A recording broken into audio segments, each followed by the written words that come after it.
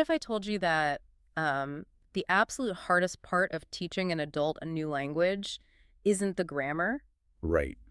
and it isn't the spelling, and it's definitely not the pronunciation either? Which is funny because that's usually what people complain about the most. Oh, exactly.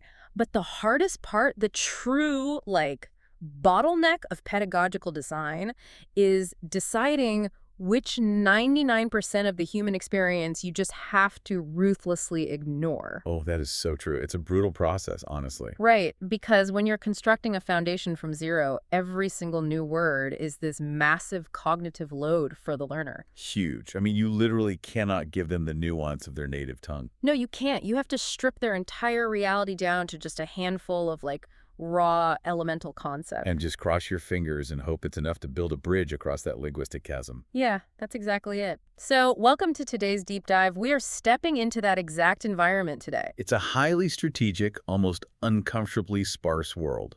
It really is. We're looking at a foundational educational document today. Specifically, our source material is a lesson plan titled English Guide, Daily Routine and Time. Yes. And it's lesson 64 in its curriculum, engineered for the ultimate beginner, like A1 level. Right. In linguistic terms, this is built for someone stepping into the English language with basically no prior scaffolding. None. Zero. And just to set the parameters of what we're looking at here, the source material actually reveals its target demographic pretty clearly. Oh, yeah, with the translations. Exactly. Yeah. Alongside the English vocabulary, the document includes specific Mandarin Chinese translations. Which is a huge detail. It is. It tells us we are dealing with a curriculum designed for native Chinese speakers who are, attempting to map a Germanic language onto a Sino-Tibetan cognitive framework. And that linguistic distance is just vast. Oh, it's massive. The entire grammatical architecture is different. So the lesson designers have this incredibly steep mountain to climb right out of the gate. Yeah, so our mission today isn't to sit here and practice saying hello and goodbye. I mean, you listening to this already possess a high-level grasp of the language. Obviously. Our goal is to deconstruct the actual engineering of this specific lesson. We want to look at the skeletal structure of how it teaches basic daily routine verbs and time-telling to an adult mind. Right. We're dissecting the lexical curation. We're analyzing the cognitive traps hidden in those tricky temporal prepositions. Oh, the prepositions are fascinating. They really are. And we'll explore how the designers deploy narrative tension and gamification to force the brain to retain this new information. It's such a fascinating exercise in constraints, really. It is. Because the designers have to balance the adult learner's sophisticated understanding of the world with their complete inability to express that sophistication in the target language. That sounds so frustrating for the learner. Oh, it's incredibly frustrating. Well, let's unpack this, starting with the very first section of the document. Segment 1 is titled Routine Vocabulary with the subheading My Day. Okay. And the lesson identifies this remarkably strict, curated list of verbs that represent actions done every single day. How strict are we talking? Well, the entire approved vocabulary list for an adult human's daily existence is reduced to just 4 phrases. Wow, just 4. Just 4. Wake up, eat breakfast, go to work, and go to bed. That's it. That is it. There's no commuting, no checking email, no socializing or, going to the gym. Just waking, feeding, laboring, and sleeping. I mean, the clinical efficiency of that curation is really striking. It's kind of dystopian. It sounds a bit like a robot schedule, yeah. But when we examine lexical selection in early-stage language acquisition, the driving metric is always frequency and utility. Right. What do you actually need to survive the day? Exactly. Why these 4 specific verbs? Because they serve as the unshakable anchor points of human existence. Yeah, I guess that makes sense. Think about it. Regardless of your cultural background or socioeconomic status or geographical location, these are the pillars that hold up the architecture of a day. You transition from unconsciousness to consciousness. You intake caloric energy, you engage in productive output, and then you return to a state of rest. Okay, when you phrase it like that, it sounds very scientific. Well, by focusing solely on these 4 pillars, the lesson provides a universal framework that requires absolutely zero cultural explanation. That's a really good point. But looking at this list, it still feels, almost too simple. Are we just building linguistic factory workers here? I see what you mean. Like, is there a danger in reducing the human experience to such a robotic sequence, especially for an adult learner who might want to express their actual nuanced life? Well, you have to consider the alternative. The alternative is cognitive overload, which just leads to immediate academic paralysis. Oh, so they just freeze up and quit. Exactly. Let's look at the mechanics of introducing a concept like commute. If you decide to teach the verb commute, you can't just leave it hanging there. Right, you have to explain how you commute. Yes. You must immediately introduce modes of transportation and the complex prepositions that accompany them. Oh, right. By train, on a bus, in a car. Exactly. You suddenly have this massive web of dependent vocabulary. Yeah. By restricting the universe to just go to work and go to bed, the designers are establishing a rhythmic predictability. So they're protecting the learner from getting overwhelmed. Yes. Yeah. The adult learner might feel temporarily stifled, sure, but that constraint is the very thing that prevents them from abandoning the language entirely. Okay, that makes total sense. It's about giving them a survival toolkit, not a poetry degree. Nicely put. And they have the translations provided, the Mandarin characters for wake up, eat breakfast, and so on. So the concept mapping is instantaneous. Right, they aren't guessing what the words mean. But the lesson doesn't just stop at those 4 robotic actions. It introduces a tiny sliver of judgment into the mix. Oh. Yeah, alongside those 4 core verbs, it introduces 2 core adjectives, early and late. Ah, early and late. That is where the linguistic scaffolding becomes psychological. Well, early and late, which they translate for the learners, are not just objective measurements of chronology. If they merely wanted to teach time, they could have stuck entirely to numbers. Right, just say 6 a.m. or whatever. Exactly. But early and late carry immense social and moral weight across almost every human culture. Oh, absolutely. Being early is intrinsically tied to virtue. Yes. It implies discipline, industriousness, getting a head start on the competition, being a productive member of society. And conversely, being late carries a really heavy societal stigma. Right. It implies laziness or a lack of organization or just a fundamental disrespect for other people's time. So by injecting these 2 value-laden words into the foundational vocabulary, the designers are doing something highly strategic. They're setting them up for something. Yes, they are equipping the learner with the tools to express not just action, but social positioning. This isn't just vocabulary building anymore. It's character building. Exactly. It sets the stage for narrative conflict later in the lesson. Without the underlying moral tension of early versus late, the subsequent storytelling would just fall completely flat. That is so clever. The learner now has the verbs to describe their actions and the adjectives to judge those actions. Right, and the next necessary step is the mechanism to attach those actions to a specific point in reality. Okay, and here is where it gets really interesting. Once the vocabulary is locked in, the lesson moves to the glue that holds it all together.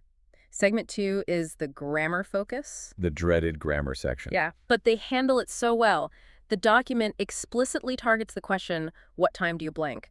And to answer it, it introduces what it literally calls the magic preposition. Magic preposition. Yeah, the word AT placed immediately before the clock time. The temporal preposition AT is the absolute linchpin of this entire module. It really is. But what makes this segment remarkable from a pedagogical standpoint is how it handles error correction before the errors even occur.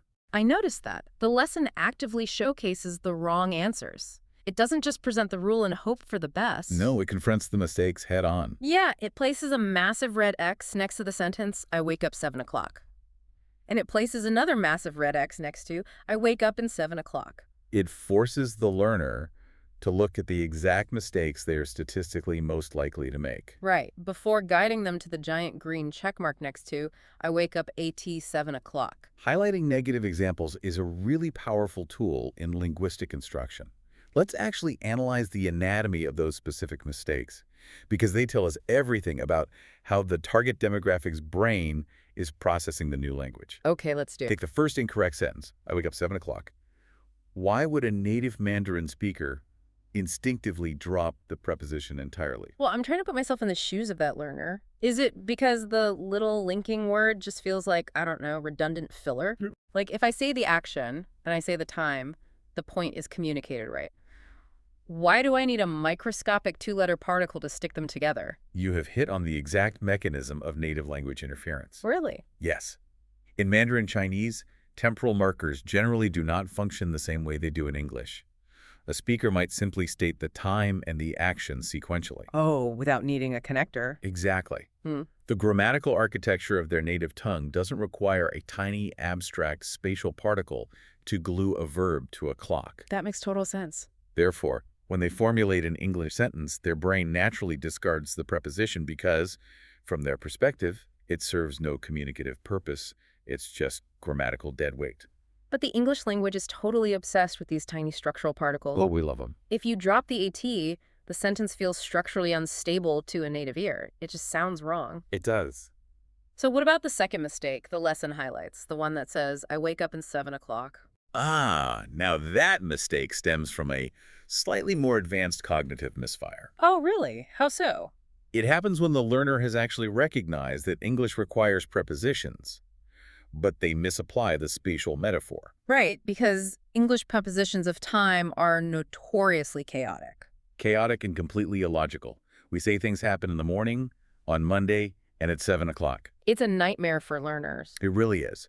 So if a learner has already encountered the phrase in the morning, their brain makes a very logical, albeit incorrect leap. They assume that time is a container. Exactly. They think of time as a box, and therefore actions happen in it. I always think of it like dropping a pin on a digital map. Oh, I like that analogy. Yeah, like on a GPS. You wouldn't say you are in a specific exact coordinate line. You are at that precise location. AT is a pinpoint.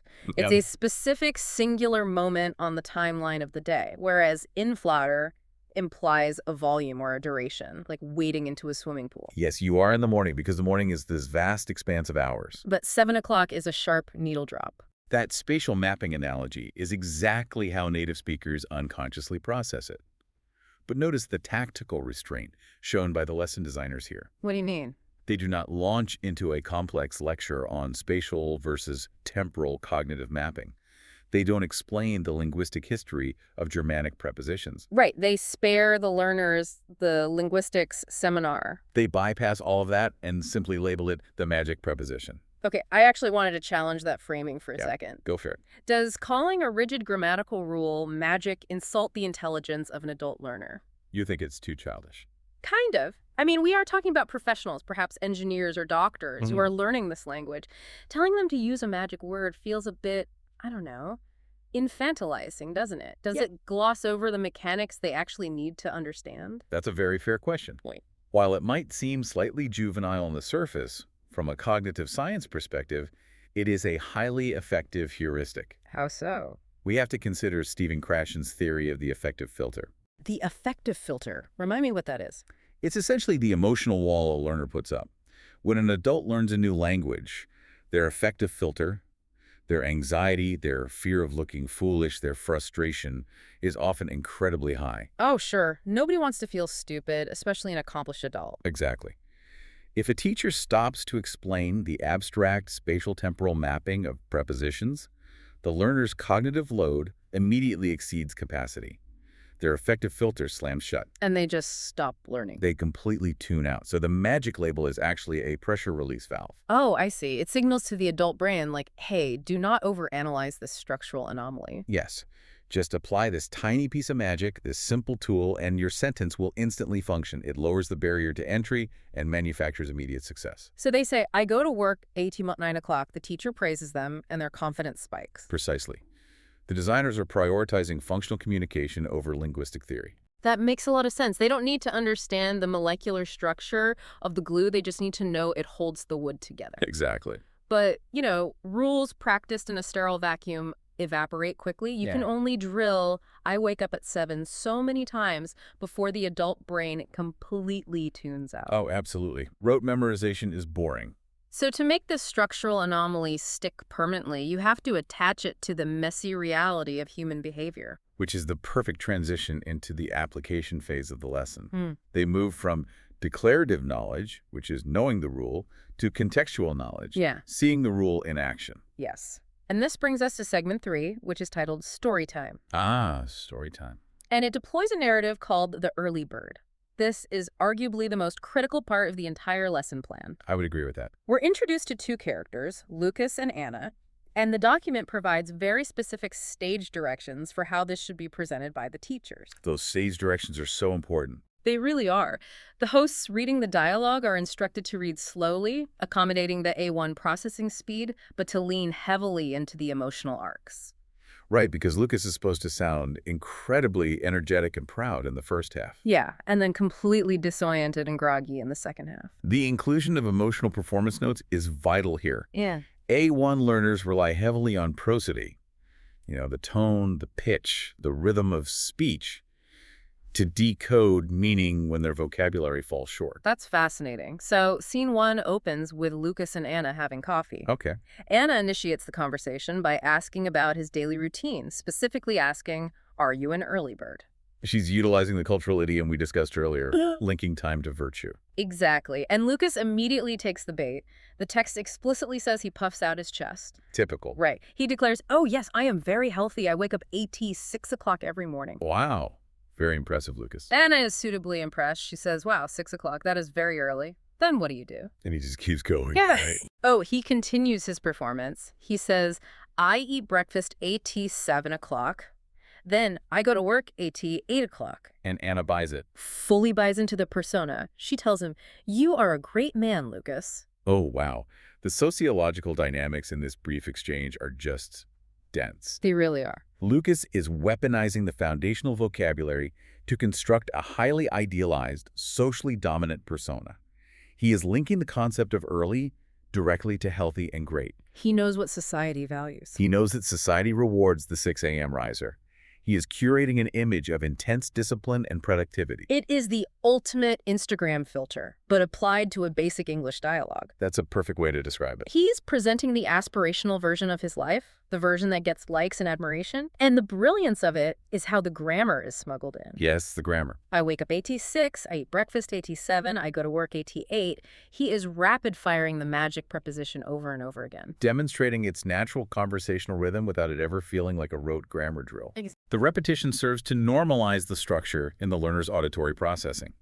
They hear the AT anchoring every single action to a fixed point on the clock. But of course, an idealized narrative lacks tension. Right. For the story to serve as an effective memory aid, the hubris must be punished. Oh, it gets punished. So what does this all mean for the learner? It means they get to witness a spectacular downfall. I love this part. Scene 2 jumps to the next day.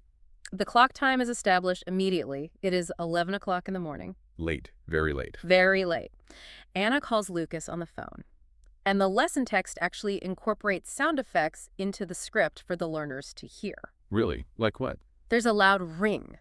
Ring, followed by Lucas answering with a massive drawn-out yawn. Oh, that's brilliant. He just goes, "Hello," Oh. and Anna instantly hears loud snoring in the background. She realizes the discrepancy and confronts him. She says, "Lucas, are you at work? It is 11 o'clock. The use of auditory cues like yawning and snoring is a classic application of dual coding theory. Dual coding theory, what's that? It means the learner is receiving the information via vocabulary, but it is simultaneously reinforced by universally understood nonverbal sounds. Oh, I see. Even if the learner temporarily forgets the word sleep, the sound of snoring bridges the comprehension gap instantly. That is so smart. Well, Lucas is completely lost. He mumbles, "Work. No, I am in my bed. I am sleeping." Busted. Totally busted. Anna erupts into laughter. She says, "Aha!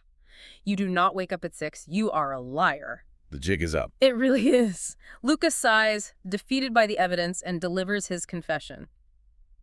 Okay.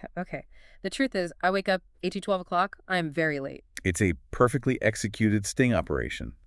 The narrative arc moves from extreme hubris to investigation, discovery, and finally a humiliating confession. I have to ask you about the gender dynamics here because it really stands out. Oh yes, let's talk about that. We have the male character acting as the boastful, posturing liar, and the female character acting as the shark detective who catches him in his own web of deceit. Right. Is it intentional that the designers leaned into this specific, almost sitcom-esque trope? It is a very deliberate calculation. Really? Yes.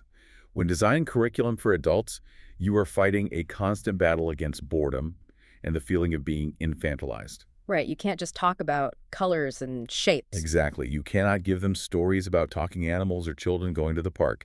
You must respect their lived experience. And adults watch sitcoms. By leaning into a recognizable, lighthearted sitcom dynamic, the foolishly boastful man and the observant woman, the designers immediately engage the adult brain's pattern recognition.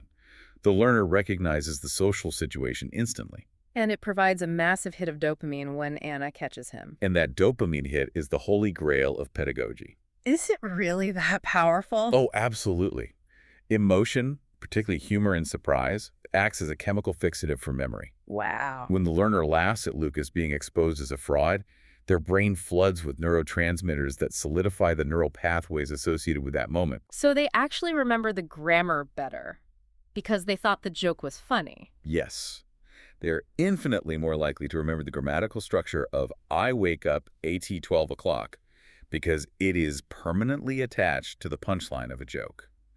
The affective filter is completely bypassed by entertainment. It just proves that you do not need a massive lexicon to tell a compelling story. I mean, with just a handful of words, they manage to communicate pride, deception, investigation, and shame. It's elegant design. It really is. But, as any educator knows, understanding a story is passive. Hearing the grammar used correctly by a fictional character is only half the battle, right? Right. To achieve true linguistic acquisition, the learner must transition from passive consumption to active production. They actually have to speak. Yes. The brain has to do the heavy lifting of retrieving the vocabulary, attaching the magic preposition, and vocalizing the thought. This requires a shift from declarative memory to procedural memory. Which brings us perfectly to the grand finale of the document. Let's hear it. Segment 4 is titled The Clock Dame.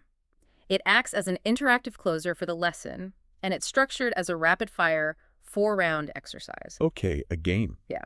The premise is that Anna prompts Lukas to translate routine actions, forcing him to apply the AT rule under pressure. This is where the training wheels are taken off, and the learner is expected to mentally play along, anticipating Lukas's answers before he gives them. Let's break down the architecture of these 4 rounds because the pacing is deeply intentional. I'd love to. In round 1, Anna prompts, "How do you say, I wake up at 7? And Lukas replies, "Don't forget the magic word. I wake up at 7 o'clock. So it's a straightforward, literal reinforcement of the baseline rule. Exactly. Round 1 serves to establish the mechanical baseline. It calibrates the learner's expectations. Prompt, rule, execution. Then we move to round 2. Anna prompts, "I go to work at 9. Lukas responds, "Time to make money.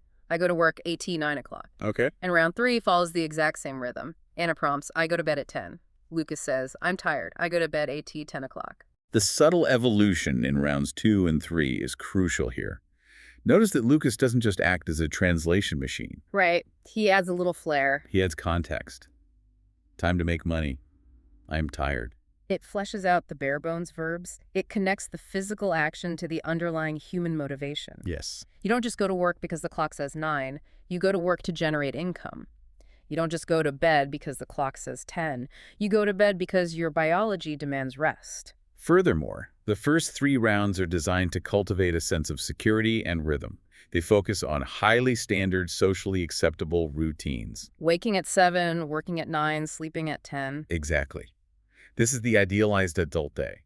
The learner falls into a cognitive groove. They hear the prompt, their brain instantly supplies the magic preposition AT, and they confirm their success when Lukas speaks. It builds procedural fluency. It reminds me of a musician practicing scales on a piano. That's a great comparison. The first 3 rounds are just running up and down the keys, getting the muscle memory locked in, making sure the fingers land on exactly the right notes. But you can't just play scales forever. No. Eventually you have to play the music.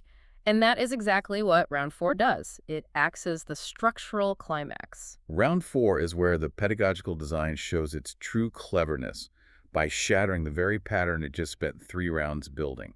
Anna suddenly pivots from the standard translations. She asks, "And what time does Lukas really wake up?" It is a direct callback to the story. And Lukas, abandoning the robotic translations entirely, leans into his true nature. He says, "I love my bed. I wake up at 12 o'clock. The sudden break in the pattern acts as a jolt to the learner's attention. And it wakes them up. Exactly. Just as their brain was beginning to glaze over from the repetitive drill, the lesson breaks the 4th wall. Wait, but look at the actual content of round 4 for a second. Lukas is basically bragging about his lack of discipline. He is. "I love my bed. I wake up at 12 o'clock. Isn't this inadvertently teaching the learner that it is entirely acceptable to be totally lazy as long as your grammatical structure is sound? Like, are we validating his terrible routine? That is a brilliant way to frame it because it forces us to define the ultimate goal of language acquisition. Okay, what is the goal? The curriculum's objective is not moral instruction. It is not trying to mold the learner into a highly productive 6 a.m. riser. The sole objective is expressive accuracy. So it doesn't matter what they say as long as they say it right. Language is an agnostic tool. It does not judge the content of your reality. It only provides the mechanism to describe it. If a learner uses the provided vocabulary and the matching preposition to accurately confess that they sleep until noon, the pedagogy has triumphed. So the victory is in the transmission of the thought, regardless of how lazy the thought actually is. Exactly. The language is just the vessel. If your reality is that you hit snooze until lunchtime, the English language is fully equipped to help you admit that to the world. Exactly that. By ending the heavy cognitive lifting of a grammar drill on a callback to a joke, the lesson leaves the learner in a state of amusement rather than exhaustion. They end on a high note. Yes. It rewards them for having paid attention during the story segment. They feel a sense of narrative closure, which is the optimal psychological state to ensure they return for the next lesson. It really is a phenomenally constructed sequence when you look at the machinery running underneath it. It's masterful. Let's pull all these threads together and summarize what we have actually witnessed in Lesson 64. Sounds good. It takes a learner who is staring at a terrifyingly blank slate. It provides them with 4 indestructible pillars of a daily routine. And it introduces the subjective, societal weight of being early versus being late. It then anticipates the exact spatial-temporal mapping errors the learner's native language will cause, preempting them with the concept of the magic preposition. It wraps that dry grammatical rule into a miniature sitcom episode about a guy whose ego writes a check his alarm clock cannot cash. I love that phrasing. It uses hubris, investigation, and confession to cement the vocabulary into the learner's memory via emotional engagement. And finally, it transitions into an active high-call game that builds muscle memory before shattering the pattern with a rewarding punchline. It takes you from absolute zero to mastering a tricky temporal concept, all disguised as a story about a guy who just really, really loves his bed. It serves as a potent reminder that foundational language does not have to be devoid of humanity. No, it doesn't. Even with the tightest constraints, using the absolute minimum number of words, you can still convey complex human flaws like pride, deception, and laziness. You don't need Shakespearean vocabulary to tell a deeply recognizable human story. The architecture might be incredibly simple, just a roof and 4 posts, but the life happening inside that structure is as vibrant and complicated as ever. Beautifully said. So, to you listening right now, I want to leave you with a thought experiment. So, Look at your own vastly complex, nuanced daily routine. Strip away the commuting, the endless scrolling on your phone, the meetings, the hobbies. strip it all away. If you had to distill your entire existence down to just 4 core verbs, your own personal A1 level vocabulary list, what would those 4 pillars be? What is the essential skeletal structure of your day? That's a tough question. It is. And perhaps more importantly, if we called you tomorrow morning out of the blue at 11 o'clock, would you be entirely honest about your routine? Or would you pull a Lukas, puff out your chest, and lie through your teeth? Think about it. We will see you next time on The Deep Dive.